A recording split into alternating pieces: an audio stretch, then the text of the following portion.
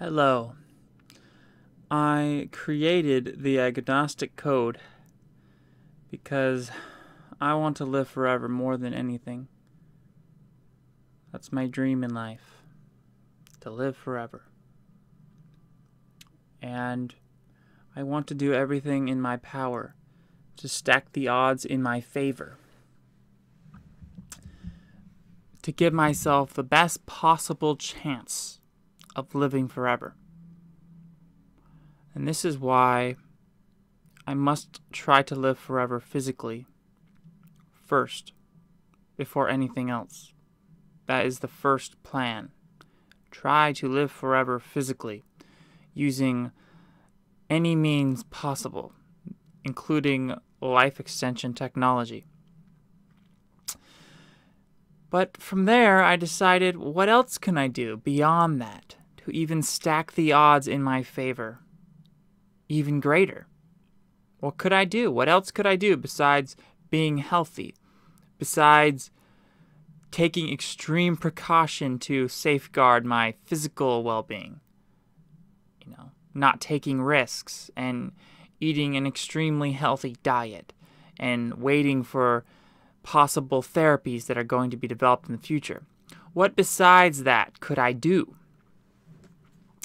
And this is where I started to think maybe it would be a good idea to, because I cannot know for certain that no gods exist, because it is a question mark. Gods are a theoretical, and they are potentially a risk to my eternal life. If there is a powerful God that exists, then that would mean that this powerful God could prevent me from living forever.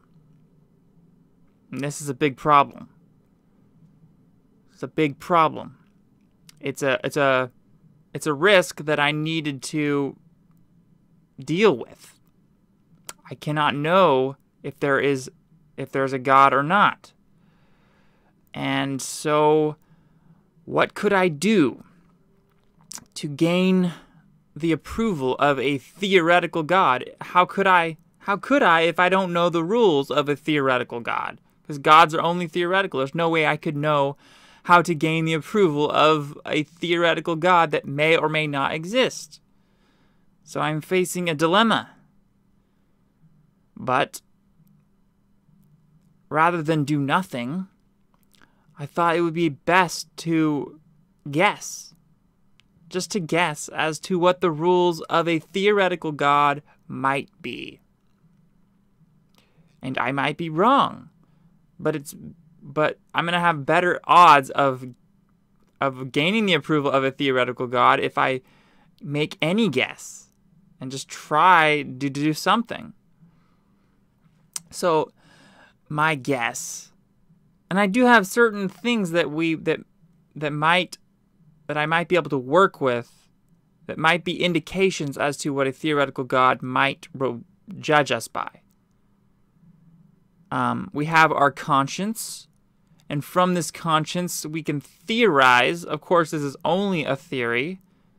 The conscience might be explained completely by natural phenomenon in nature, having nothing to do with a theoretical God. But it's also possible that maybe the conscience was somehow instilled into us, programmed into us by a theoretical God as some sort of test to see who would obey or disobey their conscience.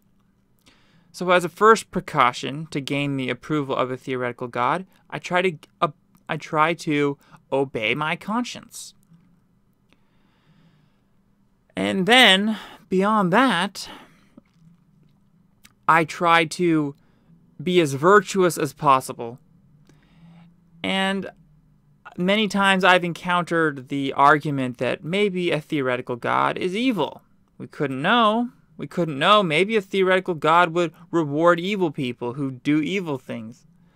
You hear that argument oftentimes to shoot down my argument. But that's a silly argument. Because if God were evil, then God would likely not reward anyone with eternal life for anything. The nature of an evil God would more likely not save anyone, regardless of anything they did. So my best odds are to try to gain the approval of a theoretically good God. That's going to increase my odds more than anything else. And then, of course, the first step, which is trying to live forever physically with life extension. Because we don't know there's any God. We don't know there's any afterlife. It's a complete assumption. So that's why I created the Agnostic Code. That's the thinking here. Is that better safe than sorry? You know, regardless of what you believe or not, there might be some sort of judgment. There might be some sort of entity. And this entity could be, it doesn't have to be your typical what you think about when you think God. This entity could be a group of people. It could be a they. It could be a secret society of people. Who knows what God might be? I define God as any entity, any powerful entity which has the power to grant eternal life. Maybe a theoretical God is like a secret society of humans who decide, okay, we're not letting this person live forever, but we'll let that person live forever based upon their own criteria. It's possible.